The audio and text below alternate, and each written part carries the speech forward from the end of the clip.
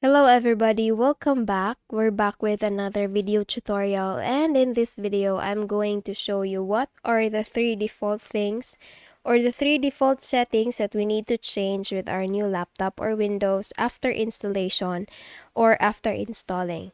Okay, so let's get started. The very first thing we need to do is to go to our search tab and type there advanced. Under best match, we will see this advanced Windows update options here. Just make a click on it. And here, this window will come up on our screen.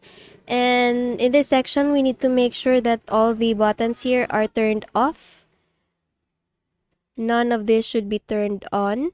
So for the get me up to date, restart as soon as possible. So why is it important that this is turned off? Because the system will automatically do a restart without giving any prompts. So for example, when you're typing in your Microsoft Word and the system will do automatically have a restart. So the tendencies are your work will not be saved and they will be perish. So they will be gone and you won't be able to retrieve them. So as well as this receive updates for other Microsoft products. So there are products of Microsoft that don't necessarily need some updates. So better that this may be turned off. And that's for the first step.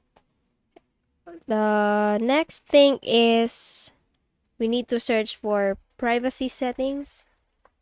Under best match, just click on it. Here, we also need to check, or we also need to make sure that all these options, all these things here are turned off. So if it's already off, then your computer or laptop is good to go. Okay? So those are the things that we need to check, or we need to change in our laptop or Windows.